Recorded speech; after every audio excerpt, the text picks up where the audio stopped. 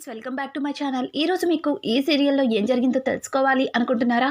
అయితే వెంటనే మనం సీరియల్లోకి వెళ్ళిపోదాం. ఇక అక్షయ్ అయితే అవని అన్న మాటల్ని గుర్తు చేసుకుంటూ ఇంటికైతే వెళ్తాడు. ఇంతలో పార్వతి అక్షయ్కి ఎదురొచ్చి, నాన్న అక్షయ్, ఏంట్రా ఇంత లేటుగా వచ్చావు? అసలు ఈ మధ్య నువ్వు సరిగా మాట్లాడటం లేదు, ప్రశాంతంగా నిద్రపోవట్లేదు, ఏంట్రా నువ్వు ఇలా ఉంటే ఎలా అని అంటూ ఉంటే దానికి అక్షయ్, ఇదంతా నీ వల్లే కదమ్మా అని చెప్పి అక్షయ్ అయితే పార్వతిని అడగడంతో ఒక్కసారిగా పార్వతి అక్షయ్ని చూసి అక్షయ్ అన్న మాటలకి షాక్ అయిపోతుంది. రే అక్షయ్, ఏంట్రా ఏం మాట్లాడుతున్నావురా?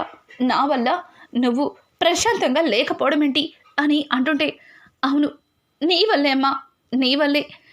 నువ్వు పొరపాటు పడి నా భార్యని ఇంటి నుంచి పంపించేశావు, నన్ను నా కూతుర్ని సంతోషంగా లేకుండా చేశావు, తను ఏ తప్పు చేయలేదని నలుగురిలో చెప్పలేకుండా చేశావు అని చెప్పి ఇక అక్షయ్ అయితే పార్వతిని అడుగుతూ ఉంటే, పార్వతి, నాన్న అక్షయ్ ఏం మాట్లాడుతున్నారా?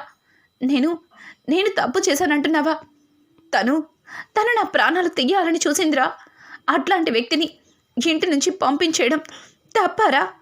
అసలు నువ్వేనా ఇలా మాట్లాడేది అని అంటుంటే, అవును నేనే అమ్మా, నేనే.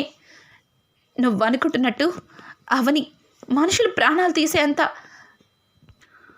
మూర్ఖురాలు కాదమ్మా. తను చాలా మంచిది. ఈ ఇంటి కోసం, ఈ కుటుంబంలో వాళ్ళ కోసం తన జీవితాన్ని త్యాగం చేసే వ్యక్తి. అట్లాంటి వ్యక్తి గురించి నువ్వు తప్పుగా ఆలోచించి నన్ను, నా భార్యని విడదీశావు, నా నుంచి నా భార్యని దూరం చేశావు. ఇది నీకు న్యాయమేనా అమ్మా అని చెప్పి ఇక అక్షయ్ అయితే పార్వతిని అడుగుతూ ఉంటాడు. ఒక్కసారిగా ఇంట్లో అందరూ కూడా అక్కడికి వస్తారు. ఇక పార్వతి అయితే రాజేంద్రుడి చూసి, చూసారా అక్షయ్ ఎట్లా మాట్లాడుతున్నాడో?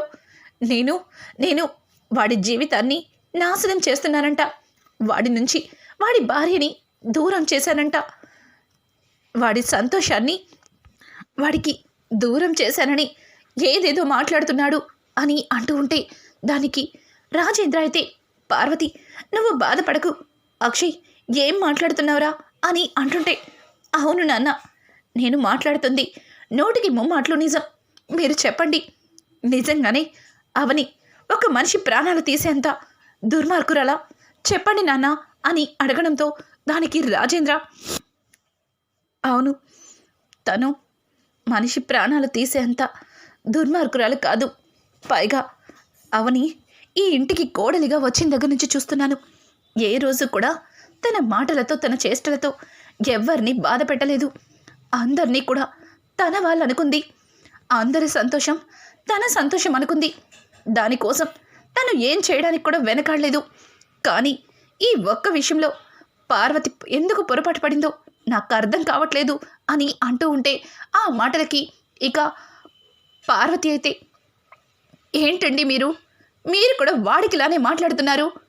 అసలు నేనెందుకు అవని గురించి తప్పుగా చెప్తాను అని అంటూ ఉంటే, ఎందుకంటే అవని ఇక్కడ ఉంటే ఎక్కడ ఈ ఆస్తిలో నేను భాగం తీసుకోవాల్సి వచ్చిద్దా అనే కదా అవనిని ఇంటి నుంచి పంపించేశారు. అవని నా కోసం ఆస్తిలో భాగం అడుగుతుందేమో అన్న భయంతో తనని పంపించేశారు. ఎంతైనా నేను నీ కన్న కొడుకుని కాదు కదమ్మా, నేను కేవలం నీకు పెంపుడు కొడుకుని మాత్రమే కదా. నా జీవితం ఎలా పోతే నీకెందుకు, నా సంతోషం ఏమైతే నీకెందుకు, అంతే కదా అమ్మా, అంతే కదా అని చెప్పి ఇంకా అక్షయ్ అయితే పార్వతిని అడుగుతుంటే ఒక్కసారిగా పార్వతి అక్కడికక్కడే కుప్పకూలిపోతుంది. ఇక రే అక్షయ్, నువ్వు నన్ను అనుమానిస్తున్నావా? నేను నీ సంతోషాన్ని దూరం చేస్తున్నానా? నేను నీ కళ్ళ తల్లిని కాదు కాబట్టి నిన్ను నీ భార్య నుంచి వేరు చేశానా? వద్దు ఇంకా చాలు. ఇట్లాంటి మాటలు వినడానికైనా ఇంకా నేను బ్రతికున్నది. చూడు అక్షయ్, నిన్ను ఏ రోజు కూడా నా కన్న కొడుకు కాదనుకోలేదు. కమల్ శ్రీకర్ కంటే నువ్వే నాకెక్కువ. నీ మీదే అందరికంటే ఎక్కువ ప్రేమని చూపించాను. అట్లాంటిది ఈరోజు నేను నీ కన్న తల్లిని కాదని నీ నోటితో అంటుంటే విని తట్టుకోలేకపోతున్నానురా. నీ సంతోషాన్ని నన్ను చూడలేను అంటున్నావు. ఏవండి, ఇక నా వల్ల కాదు. ఈ మాటలు వింటూ ఇంకా నేను బ్రతికుండాలా అని చెప్పి పార్వతి అయితే మాట్లాడుతూ ఇక పక్కన ఉన్న ఒక ఫ్లవర్ వాజ్ని తన తలకి కొట్టుకుంటూ ఉంటుంది. ఒక్కసారిగా రాజేంద్ర అయితే పార్వతి పార్వతి ఏమైంది నీకు? ఎందుకు అంతలా ఏడుస్తున్నావు? లే అని చెప్పి ఇక పార్వతిని కొట్టి నిద్ర లేపుతాడు. ఒక్కసారిగా పార్వతి, ఏంటి ఇదంతా కల? నిజం కాదా? ఒకవేళ అక్షయ్ మనసులో నా గురించి ఇలాగే ఆలోచిస్తున్నాడా? లేదు, అలా జరగకూడదు. నేను ఏదో ఒకటి చెయ్యాలి అని చెప్పి పార్వతి అయితే ఇక నిద్ర లేచి జరిగిందంతా గుర్తు చేసుకుని చాలా కంగారు పడుతుంది. రాజేంద్ర అయితే పార్వతి, ఏం జరిగింది? ఎందుకు అంతలా భయపడుతున్నావు? ఏమైంది అని అంటుంటే ఇంకా పార్వతి అయితే జరిగిందంతా కూడా రాజేంద్రకి చెప్తుంది. రాజేంద్ర, చూడు పార్వతి, ఇదంతా నిజం కాకూడదన్నా అక్షయ్ నిన్ను తప్పుగా అపార్థం చేసుకోకూడదన్నా నువ్వు ఒక నిర్ణయాన్ని తీసుకోవాలి. ఆ నిర్ణయం అక్షయ్ని సంతోషంగా ఉండేలా చేయాలి అని అంటుంటే, అందుకే కదండి అవనికి విడాకులిచ్చి అక్షయ్ జీవితం నుంచి తనని శాశ్వతంగా తొలగించాలనుకున్నాను. ఇక అక్షయ్ సంతోషం కోసం తనని చూసుకునే ఒక అమ్మాయిని భార్యగా చెయ్యాలనుకున్నాను అని అంటుంటే, పార్వతి, నీకు బుద్ధి లేదా? ఎన్నిసార్లు చెప్పినా నీకు అర్థం కాదా? అక్షయ్ అవనిని ప్రాణానికి ప్రాణంగా ప్రేమించాడు. తనని పెళ్లి చేసుకున్నాడు. తనతో ఒక బిడ్డని కన్నాడు. ఇప్పటికీ కూడా అవని ఏ తప్పు చెయ్యలేదని అక్షయ్ మనస్ఫూర్తిగా నమ్ముతున్నాడు. కేవలం నీ మీద ఉన్న గౌరవంతో వాడు అవని ఏ తప్పు చెయ్యలేదని, తనని తిరిగి ఇంటికి తీసుకురావాలని నీ మీద గౌరవంతో వాడు నీకిష్టం లేని పనిని చెయ్యలేకపోతున్నాడు. అయినా ఇంకా వాణ్ణి అర్థం చేసుకోకుండా ఇట్లా ఎలా ఆలోచించాలనిపిస్తుంది పార్వతి? నిజంగా వాడు నీకు కలలో నీ కన్న కొడుకు కాదు కాబట్టి నువ్వు నా గురించి ఆలోచించలేదని అడిగినట్టుగా నలుగురు కూడా నీ గురించి అట్లాగే ఆలోచిస్తారు కదా. అక్షయ్ నీ కన్న కొడుకు కాదు కాబట్టే కదా వాడిని వాడి భార్యని విడగొట్టాలని చూస్తున్నావు అని చెప్పి రాజేంద్ర మాట్లాడుతుంటే, ఏంటండి మీరు కూడా నన్ను అర్థం చేసుకోవట్లేదు. అక్షయ్ని నేను ఎంతగా ఇష్టపడుతున్నానో మీకు తెలీదా? వాడి సంతోషం కోసం నేను ఏదైనా చేస్తాను అని అంటుంటే, మరి వాడి సంతోషం కోసం ఏదైనా చేసినప్పుడు వాడు ప్రాణంగా ప్రేమించిన వాడి భార్యని వాడి నుంచి ఎందుకు దూరం చేసావు? పైగా ఆ దూరాన్ని శాశ్వతంగా పెంచాలనుకుంటున్నావు అని అంటుంటే, ఇప్పుడు నన్నేం చేయమంటారండి అని పార్వతి అయితే ఇక రాజేంద్రని అడగడంతో, రాజేంద్ర, చూడు పార్వతి, అవని ఏ తప్పు చెయ్యలేదని ఇంట్లో అందరూ నమ్ముతున్నారు, నువ్వు పల్లవి తప్ప. కానీ నువ్వేమో అవని ఈ తప్పు చేసిందని అందరి ముందు గొంతు చించుకొని అరుస్తున్నావు అని అంటుంటే, ఏవండి, అవని ఈ తప్పు చేసిందని నేను గొంతు చించుకొని అరవడం కాదండి, తను ఈ తప్పు చేసిందని నా కళ్ళారా చూశాను అని అంటుంటే, చూడు పార్వతి, నువ్వు ఇప్పుడు నీ గురించి కాదు, నీ కొడుకు సంతోషం కోసం నువ్వు వాడి ఇష్టానికి తల వంచాలి. అంటే ఇప్పుడు అవని దగ్గరికి వెళ్ళి తన కాళ్ళు పట్టుకుని బ్రతమలాడి తిరిగి ఇంటికి తీసుకురావాలా అని అంటూ ఉంటే, అలా కాదు పార్వతి, నేను చెప్పేది అర్థం చేసుకో. అవని ఎట్లాంటిదో నాకు బాగా తెలుసు. ఖచ్చితంగా అవని నిన్ను అర్థం చేసుకుంటుంది. తిరిగి మళ్ళీ ఇంటికి వచ్చేమని ఒక్క మాట నువ్వు అవనిని అడిగితే తను పరిగెత్తుకుంటూ వచ్చేస్తుంది అని చెప్పడంతో ఇక పార్వతి అయితే, చూడండి, నా ప్రాణం పోయినా సరే ఆ అవని ఈ ఇంట్లో అడుగు పెట్టడానికి వీల్లేదు అని అనుకుంటూ పార్వతి అయితే ఇంకా మంచం మీద పక్కకి తిరిగి పడుకుంటుంది. ఇక్కడ చూస్తే శ్రీకర్ అయితే ఇంకా శ్రేయ దగ్గరికి వెళ్ళడంతో శ్రీకర్ మీద కోపంతో గదిలో ఉన్న వస్తువులన్నీ కిందకి విసిరి కొడుతుంది. ఇక శ్రీకర్ అయితే, శ్రేయ, నాకు తెలుసు నువ్వెందుకు కోపంగా ఉన్నావో నేను అర్థం చేసుకోగలను. ప్లీజ్ నేను చెప్పేది కూడా కాస్త విను. నా ఫోన్లో ఛార్జింగ్ లేదు, స్విచ్ ఆఫ్ అయిపోయింది. నేను వచ్చేసరికి లేట్ అవుతుందని నీకు కాల్ చేసి చెప్పాలని అనుకున్నాను. కానీ ఆ సమయంలో నా దగ్గర ఎవరూ లేరు అని అంటుండే, చాలు శ్రీ, చాలు, ఇంకా అబద్ధాలు చెప్పద్దు. నీ దగ్గర మీ వదిన ఉంది కాబట్టే మేమెవ్వరేం గుర్తు రాలేదు. అలాగే నాకు ఫోన్ చేసి చెప్పాలని కూడా అనుకోలేదు. తన కోసం కట్టుకున్న భార్యని కూడా వదిలేస్తావా? ఈరోజు నా పుట్టినరోజు, నీతో సంతోషంగా గడపాలనుకున్నాను. కానీ నువ్వేం చేసావు? మీ వదినతో షికార్లు కొట్టావు, తనని ఊరంతా తిప్పి ఊరేగావు. అంతే కదా? అదేగా నువ్వు చెప్పాలనుకుంటుంది. లేదులే, అదెందుకు చెప్తావు? అది చెప్తే మళ్ళీ మీ వదిన్ని నేను అపార్థం చేసుకుంటాను కదా అని అంటుంటే, శ్రేయ, నువ్వేనా ఇలా మాట్లాడేది? నువ్వు అవని అక్క గురించి తప్పుగా మాట్లాడుతున్నావా అని అంటూ ఉంటే, శ్రేయ, చూడండి, ఈరోజు నా బర్త్డే, మీతో సంతోషంగా ఎంజాయ్ చేయాలి అనుకున్నాను. కానీ రెస్టారెంట్లో పిచ్చిదాన్లా నీకోసం ఎదురు చూసి వచ్చేశాను. అక్కడ ఉన్న వాళ్ళందరూ నన్ను ఎట్లా చూశారో తెలుసా? ఇదంతా ఎవరి వల్ల? మీ వల్లే కదా. ఇక నాతో ఏం మాట్లాడకండి అని చెప్పి ఇంకా శ్రేయ అయితే చాలా కోపంగా అక్కడి నుంచి వెళ్ళిపోతుంది. ఇదంతా దొంగచాటుగా చూస్తున్న పల్లవి అయితే తను అనుకున్నది వర్కౌట్ అయ్యిందని చాలా సంబరపడిపోతుంది. ఇక భాను అయితే శ్రేయాని శ్రీకర్ని విడగొట్టేశావే, నిన్ను శ్రేయాని నీ వైపు తిప్పుకోమని చెప్తే వాళ్ళిద్దరిని విడగొట్టేస్తున్నావేంటే అని అంటుంటే, అయ్యో అమ్మమ్మ, వాళ్ళిద్దరూ ఒకరినొకరు ప్రేమించి పెళ్లి చేసుకున్నారు. అట్లాంటిది నేను ఈ చిన్న మాటతో విడిపోతే ఇంకెందుకు? వాళ్ళేమీ శ్రేయాని నా వైపు తిప్పుకోవడానికే ఈ చిన్న గొడవ.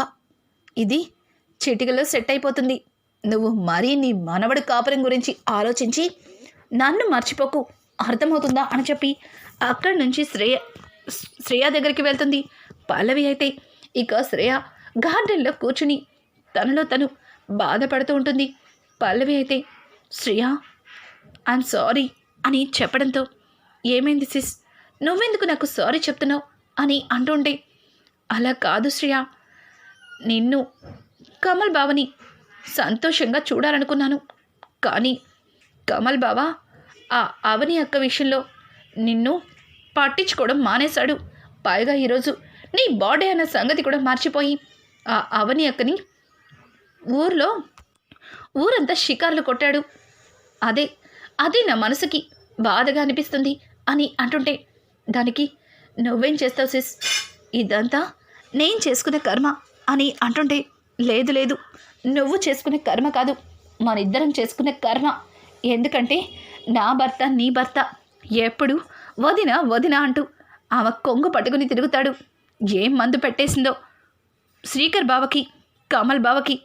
అసలు వీళ్ళిద్దరూ పెళ్ళాలనే పట్టించుకోరు అని చెప్పి అవని గురించి తప్పుగా మాట్లాడుతూ ఇక చిన్నగా శ్రేయ మనసుని మార్చేస్తుంటుంది. పల్లవి అయితే ఇక్కడ చూస్తే కమల్ చాలా ఆవేశంగా, ఏయ్ ముసలి ఎక్కడున్నావే అని అనుకుంటూ భానుమతి దగ్గరికి వెళ్తుంది. భానుమతి అయితే, ఏంట్రా, ఎందుకంత ఆవేశంగా వస్తున్నావు, ఏమైంది అని అంటుంటే, ఏమైందా, నిన్ను ఆ పూల కొట్టు దగ్గర ఎందుకు పెట్టానే? పువ్వులు అమ్మమనే కదా పెట్టాను. కానీ నాకు చెప్పకుండా నువ్వు ఇంటికి ఎందుకు వచ్చావు అని అంటుంటే, చూడరా, నువ్వేం చెప్పినా చేస్తాను, అట్లాగని నన్ను ఆ పల్లవి కింద పూలు అమ్ముకునే దానిలా ఉంచితే నేను ఎట్లా ఊరుకుంటా అనుకుంటున్నావు? రేయ్, కనీసం నా వయసు కన్నా గౌరవించరా. నేను మీ నాన్నకి తల్లిని. ఈ వయసులో అక్కడ పూలు అమ్ముకుంటే మీ నాన్న ప్రెస్టేజ్ ఏమవ్వాలరా అని అంటుంటే, మా నాన్న ప్రెస్టేజ్కి ఎట్లాంటి భంగం లేదు, కానీ నువ్వు వదిన వదిన విషయంలో చాలా తప్పులు చేసావు. మరి ఆ తప్పులన్నింటికి నీకు శిక్ష పడాలంటే ఆ పువ్వుల కొట్టు దగ్గర వదిన బదులు నువ్వు పువ్వులు అమ్మే తీరాలి కదా. ఇంతకీ ఎంత అమ్మావేంటి అని అంటుంటే, నేను అని చెప్పి ఇంకా భానుమతి అయితే తడబడుతూ ఉంటుంది. అర్థమైంది, నాకు బాగా అర్థమైంది. నువ్వు అమ్మలేక ఇంటికి వచ్చేసావు. పైగా అక్కడ వదినుందని తెలిసి నువ్వు చాలా అంటే చాలా మాటలు అనే ఉంటావు అని చెప్పి ఇక భానుమతి మీద కమల్ అయితే పక్కనున్న ఒక టేబుల్ని ఎత్తేస్తాడు. రే చంపేస్తావా ఏంటి? రే రాజేంద్ర, చూడరా వీడు పెద్దదాన్నని కూడా చూడకుండా ఎట్లా చేస్తున్నాడో అని చెప్పడంతో ఇక రాజేంద్ర అయితే, రే కమల్, ఏంట్రా ఇదంతా అని అంటూ ఉంటే, మీరు అడ్డం లేకండి నాన్న, ఈరోజు ఈ ముసల్దాన్ని చంపేస్తాను అని చెప్పి ఇంకా కమల్ అయితే పెద్దవాడి మీదకెళ్తుంటే రాజేంద్ర, కమల్ ఆగరా అని గట్టిగా కసరడంతో ఇక కమల్ అయితే, నాన్న చెప్తున్నాడు కాబట్టి వదిలేస్తున్నాను నిన్ను, ఈసారి మాత్రం నిన్ను అస్సలు వదిలిపెట్టను అని చెప్పి అక్కడి నుంచి ఇక కమల్ వెళ్ళిపోతాడు. ఇంకా రాజేంద్ర అయితే, ఎందుకమ్మా వాడితో, వాడి గురించి నీకు తెలుసు కదా అని చెప్పి అక్కడి నుంచి వెళ్ళిపోతాడు. ఇంకా శ్రీకర్ అయితే శ్రేయ కోసం శ్రేయ దగ్గరికి వెళ్తాడు. అప్పటికే పల్లవి శ్రీకర్ గురించి అలాగే అవని చేసిన పనుల గురించి లేనిపోనివన్నీ శ్రేయకి ఫుల్గా ఎక్కిస్తుంది. ఇంకా శ్రీకర్ అయితే, పల్లవి సారీ శ్రేయ, నేను చేసింది తప్పే, నా వల్ల నీ బర్త్డే డిస్టర్బ్ అయింది, మన ఇద్దరం ఇప్పుడు సరదాగా రెస్టారెంట్కి వెళ్దామా అని అడగడంతో, చూడు శ్రీ, ఇప్పుడు నా మూడేం బాలేదు, నేను ఎక్కడికి రాను అని చెప్పి తను వెళ్తూ ఉంటే ఇక తన చెయ్యి పట్టుకొని, ఆగు శ్రీయ, నేను చేసింది తప్పే, ప్లీజ్ మన ఇద్దరం రెస్టారెంట్కి వెళ్దాం అని చెప్పి బ్రతమలాడి ఇక శ్రీయాని తీసుకుని శ్రీకర్ అయితే అక్కడి నుంచి కారులో వెళ్తాడు. ఇదంతా చూసిన పల్లవి అయితే, ఏంటి ఇట్టే కలిసిపోయారు వీళ్ళిద్దరూ, నేను ఇంత కష్టపడింది ఎందుకేనా అని చెప్పి పల్లవి అనుకుంటుంది. ఇక ఇక్కడ చూస్తే అక్షయ్ అయితే అవని కోసం ఆలోచిస్తూ అవనితో మాట్లాడాలని అవనికి ఫోన్ చేస్తుంటాడు. కానీ అవని దగ్గర ఫోన్ లేకపోవడం వల్ల తను ఎవరికి కాల్ చేయాలి, ఎవరితో కాల్ చేస్తే అవని తిరిగి మళ్ళీ నాతో మాట్లాడుతుంది అని ఆలోచిస్తూ ఇంకా దయాకర్కి కాల్ చేస్తాడు. దయాకర్, అక్షయ్ అని అనడంతో, అవును, నేను అక్షయ్ని ఒక్కసారి అవనితో మాట్లాడాలనుకుంటున్నాను అని చెప్పడంతో ఇక దయాకర్ అవనికి ఫోన్ ఇస్తాడు. ఇక అవని, హలో ఏవండి అని పిలవడంతో ఇక అక్షయ్, అవని నీతో కొంచెం మాట్లాడాలి, నాతో బయటికి వస్తావా అని అడగడంతో ఒక్కసారిగా అక్షయ్ అన్న మాటలకి అవని, ఏం మాట్లాడాలండి, అయినా ఈ టైంలో ఎక్కడికి వెళ్తాం, ఏదైనా రెస్టారెంట్ అని అనడంతో ఇక అవని కూడా అక్షయ్తో వెళ్ళడానికి ఒప్పుకుంటుంది. అక్షయ్ ఇక అవన్ని తీసుకెళ్తానికి అక్కడికైతే వస్తాడు. ఇదంతా ఇలా ఉండగా పల్లవి అయితే, ఏంటి బావగారు ఈ టైంలో ఎక్కడికి వెళ్తున్నారు అని చెప్పి ఇక పల్లవి అయితే అక్షయ్ని ఫాలో చేస్తుంది. అక్షయ్ అవనిని తీసుకుని వెళ్తుండడం చూసిన పల్లవి ఒక్కసారిగా షాక్ అయిపోతుంది. ఇదేంటి, నేను ఇంత కష్టపడి ఈ అవనిని ఇంటి నుంచి వెళ్ళకొడితే వీళ్ళందరూ కలిసి ఎట్లా అయినా సరే అవనిని ఇంటికి తీసుకురావడానికి చాలానే ప్లాన్ చేస్తున్నారు, ఏదో ఒకటి చేయాలి, ముందు బావగారు అవని అక్కని ఎక్కడికి తీసుకెళ్తున్నారో తెలుసుకోవాలి అని చెప్పి పల్లవి అయితే వాళ్ళని ఫాలో చేస్తుంది. ఇక పల్లవి అయితే వాళ్ళిద్దరూ ఆగిన ప్లేస్ని చూసి ఒక్కసారిగా షాక్ అయిపోతుంది. ఎందుకంటే ఒక రిసార్ట్ దగ్గరికి అవనిని తీసుకొని అక్షయ్ అయితే వెళ్తాడు. ఇక అవని, ఏవండి ఇక్కడికి ఎందుకు వచ్చారండి అని అంటుంటే, అది కాదవని, నిన్ను తీసుకుని ఏదైనా రెస్టారెంట్కి వెళ్ళాలనుకున్నాను, కానీ నువ్వక్కడ నాతో మాట్లాడడానికి ఇబ్బంది పడతావేమోనని ఆలోచించి ఇక్కడికి తీసుకొచ్చాను అని చెప్పి ఇక అక్షయ్ అవనిని తీసుకొచ్చి ఒక రిసార్ట్ బుక్ చేస్తాడు. అక్కడ కూర్చుని అవని అక్షయ్ ఇద్దరు కూడా మాట్లాడుకుంటూ ఉంటారు. వీళ్ళకి తెలియకుండా దొంగచాటుగా పల్లవి అయితే చూస్తూ ఉంటుంది. ఇక అదే టైంలో అదే రిసార్ట్లో వీలునామాని మార్చి రాసిన అదేనండోయ్ రాజేంద్ర ప్రసాద్ గారి ఫ్యామిలీ లాయర్ తన భార్యతో ఆ రిసార్ట్లో కనిపిస్తాడు. పైగా అతను కాస్త డ్రింక్ చేసి ఉంటాడు. ఇంకా అతనైతే తన భార్యతో లోపలికి వెళ్తూ ఉండగా అక్షయ్ని అలాగే అవనిని చూస్తాడు. ఇక వెంటనే తాగిన మత్తులో అక్షయ్ దగ్గరికి వెళ్ళి, బాబు నేను చాలా పెద్ద తప్పు చేశాను, క్షమించరాని తప్పే చేశాను. జరిగిందంతా మేడంకి చెప్పాను, కానీ మేడం మంచి మనసు కాబట్టి ఈ విషయాన్ని ఎవరికి చెప్పలేదు. కానీ మేడంకి చేసిన అన్యాయం వల్ల నా కొడుకు నా నుంచి దూరం అయ్యాడు. ఇప్పటికి కూడా నేను మీకు నిజం చెప్పకపోతే నిజంగానే నా వృత్తికి అన్యాయం చేసిన వాడిని అవుతాను. అసలు ఆ రోజు ఏం జరిగిందంటే అని చెప్పి లాయర్ అయితే జరిగిందంతా కూడా అక్షయ్కి చెప్పి అక్షయ్ని పట్టుకుని కుమిలిపోతూ ఉంటాడు. ఇక అవని అయితే, లాయర్ గారు నేను మీతో తర్వాత మాట్లాడతాను, ముందు మీరు ఇక్కడి నుంచి వెళ్ళండి అని అంటుంటే, నువ్వు ఆగమ్మా, ఎన్ని రోజులు నీ మంచితనం వల్ల ఈ నిజాన్ని అలాగే తప్పు చేసిన వాళ్ళని వదిలేసావేమో, కానీ ఈరోజు అక్షయ్ బాబుకి జరిగిందంతా చెప్పేస్తాను అని చెప్పి లాయర్ అయితే ఇక అక్షయ్కి జరిగిందంతా చెప్తాడు. పైగా ఇదంతా చేసింది చక్రధర్ పల్లవి అన్న నిజాన్ని చెప్పడంతో ఒక్కసారిగా అక్షయ్ కంగు తింటాడు. ఇక ఇంతలో అదే ప్లేస్కి శ్రియ అలాగే శ్రీకర్ కూడా వస్తారు.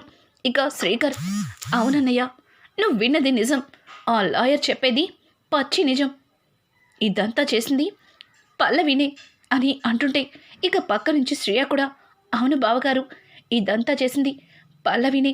పైగా మీకు ఇంకొక నిజం చెప్పాలి, అత్తయ్యని మెట్ల మీద నుంచి తోసేసింది అవని అక్క కాదు, అవని అక్కలాగా రెడీ అయ్యి అత్తయ్యని తోసేసింది పల్లవినే.